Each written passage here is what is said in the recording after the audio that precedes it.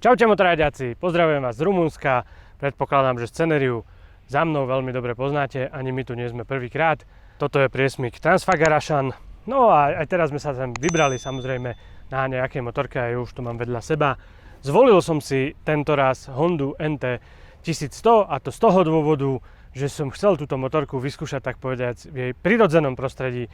Je to športový turista, je to motorka, ktorá by mala byť hyperpohodlná pre dvojicu, s plnou paľbou, teda s kuframi, s batožinou by mala vlastne tej dvojici poskytnúť pohodlnú a pre jazdca aj športovú a zábavnú jazdu. No a toto som chcel vlastne vyskúšať na takomto našom typickom východňarskom kolečku, kedy si za 3 dní dáme Transalpinu aj Fagaraš. A toto je vlastne, máme v pláne.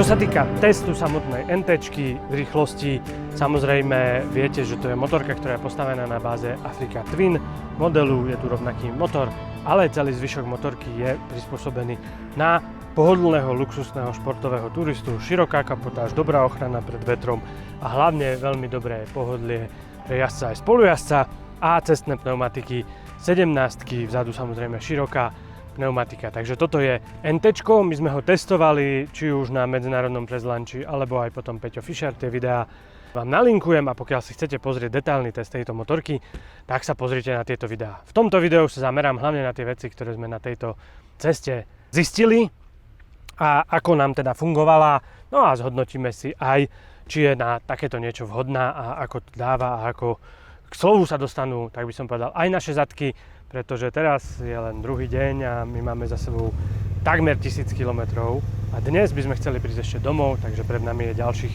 700 necelých.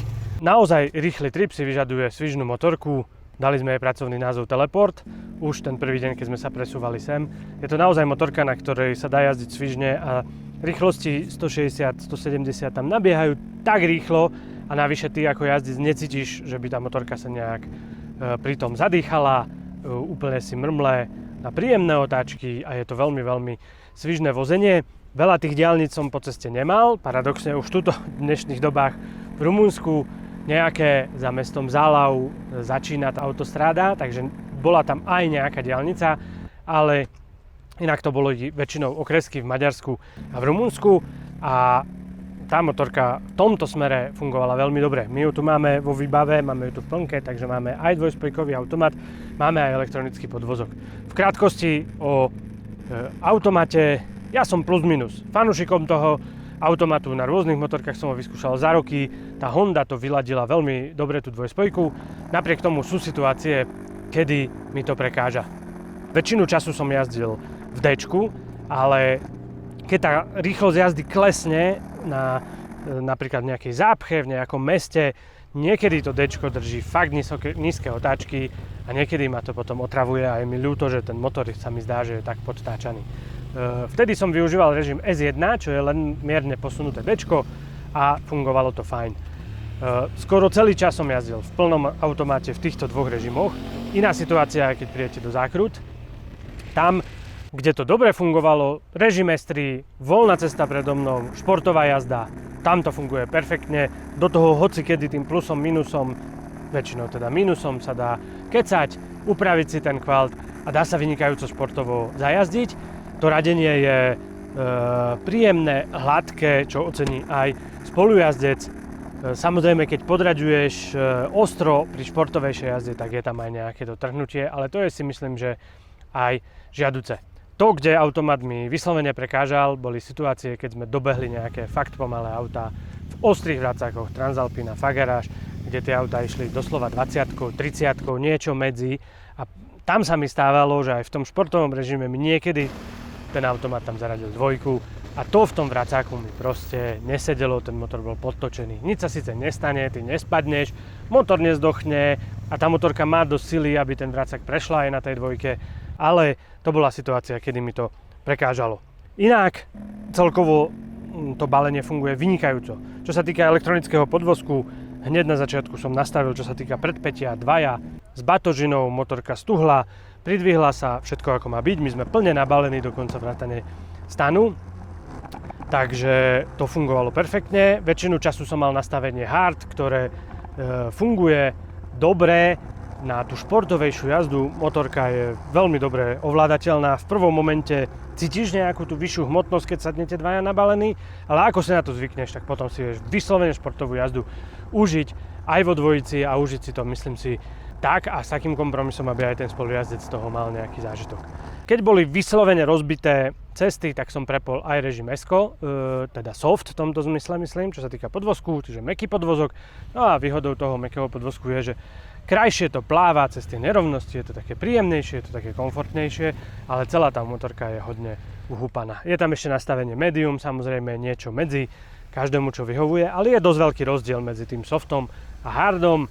Ak si tam dáš to Esko, bude to pre oboch príjemnejšia, komfortnejšia taká plavba, taká plavnejšia jazda, ale možno nemôžeš si dovoliť až takú športovú jazdu, pretože to niekedy aj dvakrát zahúpe na výjazde zo zákruty a podobne po prejazde nejakej väčšej nerovnosti. Takže toľko, čo sa týka podvozku. No a čo sa týka sedla, tak to si môžete všimnúť, priatelia. NTčko má luxusné sedadlo, či už pre jazdca alebo spolujazdca. Inak pod sedadlom veľmi slušný odkladací priestor, kde je aj lekárnička a dokonca celá opravná sada na defekty. My sme vyšli v tom čase, že teploty je stred augusta, atakovali 35-36 stupňov, taký ten fakt horúci týždeň a to dáva zabrať. Preto som často využíval aj to, že som si plexi dal do nižšej polohy, aby som mal viacej kyslíku. Ale čo sa týka tej ochrany, ak to plexi je v tejto najvyššej polohe, ja som to skúšal za jazdy, kde ten vietor ide niekoľko centimetrov ponad prilbu a takisto turbulencie nezachytávajú hlavu ani spolujazdca. Spolujazdec sedí trošku vyššie, manželka si chválila tento posed, čo sa týka pohodlia na sedadle, povedala, že jedna z najpohodlnejších motoriek určite, na ktorých sme spolu jazdili. Vyskúšala v minulosti napríklad aj Goldwinga, ale zase na ňom sme nešli takúto dlhú cestu. Tu treba povedať, že sme na tom sedle strávili absolútne celý deň a ona mi večer povedala, že je v pohode a že môžeme ísť kľudne ešte ďalej. Čiže v tomto smere vynikajúco, sedí vyššie, má dobrý výhľad ten spolujazdec, má vynikajúcu opierku, spolujazdec, čo si takisto chválila, vie sa aj vykloniť, vie sa obzerať po krajine, keď sa vykloní, tak trošku viacej vetra, prevetrať si bundu, pustiť nejaký ten vietor na seba, takže tieto veci si pochvaľovala. No a ja som si všimol, že tu je v takom pohodlí, že párkrát aj privrela očko a trošku podriemala v niektorých nutnejších úsekoch presunových, takže luxus, čo sa týka spolujazdca, vynikajúci. Ja, čo sa týka mňa ako jazdca, už večer úplne, že po 10 hodinách sedle alebo koľkých som začal cítiť zadok, ale bolo to spôsobené hlavne tým, že vysoká teplota, vysoká horúčava. Ako je NTčko celé obkapotované, tak toho vetra na tie nohy jazdca až tak veľa nejde a samozrejme kevlarové džíny, ten kevlar veľmi nevetrá, takže už aj spotený zadok a všetko, čo s tým súvisí, takže tam už je taký diskomfort a s tým je niekedy spojená aj taký bolesť zadku. Ale čo sa týka polstrovania sedadla, takisto si myslím, že vynikajúco. Obidva dni sme na tej motorke zatiaľ strávili kopec kilometrov a nikdy večer to nebolo žiadne veľké utrpenie, takže toto funguje fajn. Ďalšia vecička, čo je fajn, je, že keďže je to NTčka, má nižšie výfuk ako Afrika, tak tento kufor netrpí tým, že je natoľko zmenšený ako na Afrike. No a vďaka tomu je vnútri väčší. Honda nám to teraz dala aj s tými ich kapsičkami, takže táto je trošku užšia na tejto strane a tu mám zbalené všetky veci, ktoré ja potrebujem, vrátane kamery a je super, že toto veko vlastne tá kapsička nezaberá a v tomto veku je komplet zámok na motorku, defekt spray, obidve sady dažďoviek pre dvoch ľudí, čo sme absolútne nepotrebovali, hej, tu je ten defekt spray, ešte powerbanka a podobne a na druhej strane takisto v tomto máme sandále a kopec ďalších vecí, takže kým tu máme zbalené všetko naše oblečenie, hygienu a stačí si túto maličkú kapsičku aj druhú zobrať so sebou na izbu, tak v tom veku máte ďalšie užitočné veci, ktoré sa vám zídu. Horný kufor sme využili na to, že sme si do neho hodili plnú kempovú výbavu. Bol taký plán, aj sme spali prvú noc samozrejme v nejakom apartmáne a druhú noc sme chceli spať tuto pod Fagarašom a tu v tejto špičkovej sezóne, ktorá tu teraz je, nebolo možné nájsť voľné miesto, takže sme využili kempovanie, stán, karimatky, spacáky a ešte aj notebook, pretože niekedy človek musí so sebou na dovolenku zobrať aj prácu. Bez problémov vošlo. No a čo ja som pridal, čo Honda teda nemala, samozrejme má v ponuke aj ona, je Tangwag. To je pre mňa užitočná vec, hlavne kvôli tomu, že tu je to Android Auto, ktoré je, pripojíte mobil a máte potom navigáciu. No a ja mám Tangwag rád aj kvôli tomu, že všetky osobné veci sú tam. Keď sme si išli pozrieť Salinu Turdu, tú solnú jaskyňu, Tangwag som odzipsoval a všetky osobné veci, peňaženka, mobily pri sebe a pozreli sme si jaskyňu.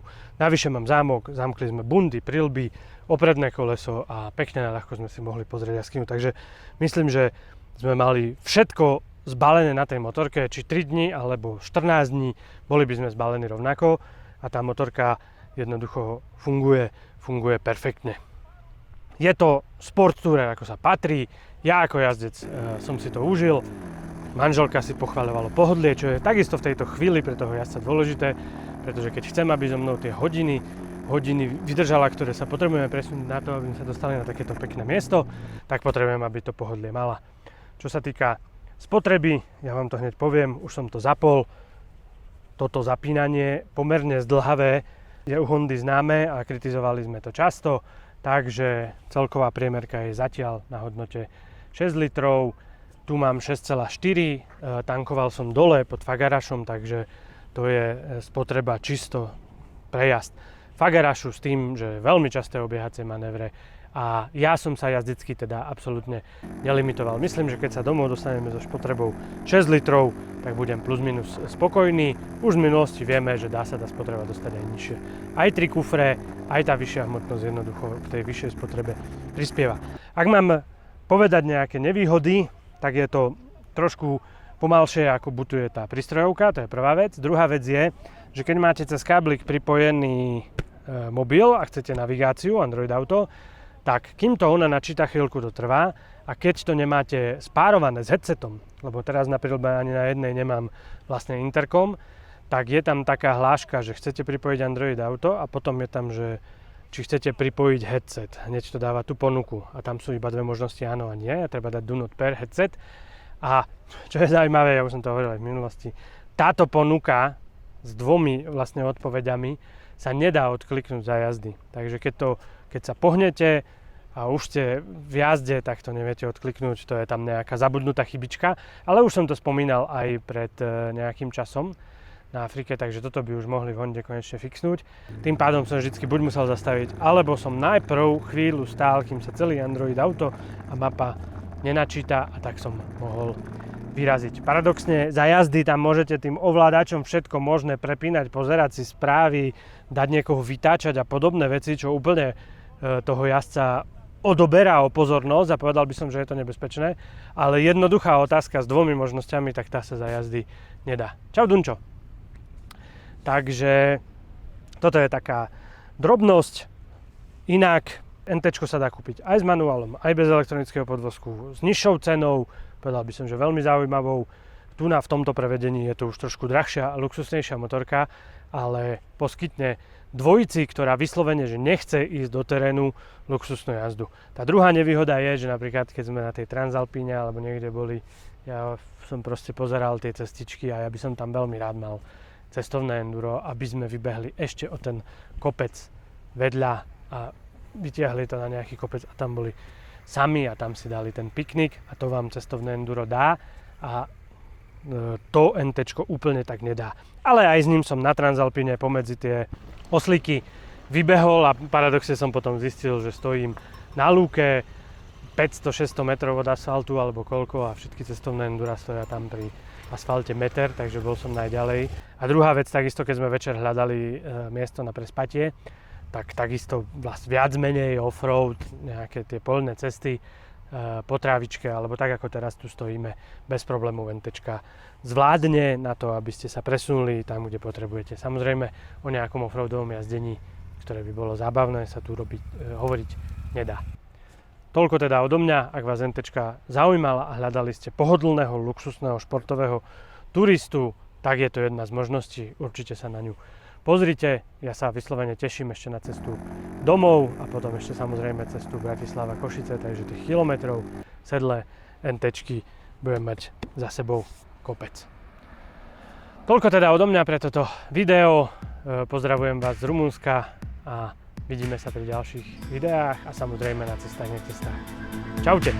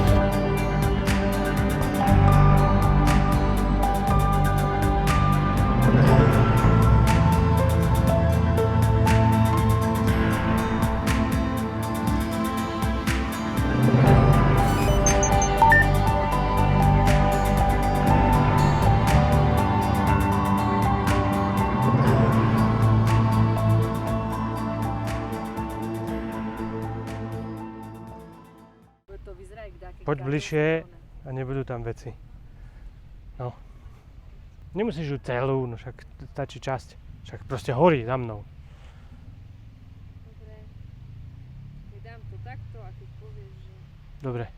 Teraz tam babka nám vchádza rovno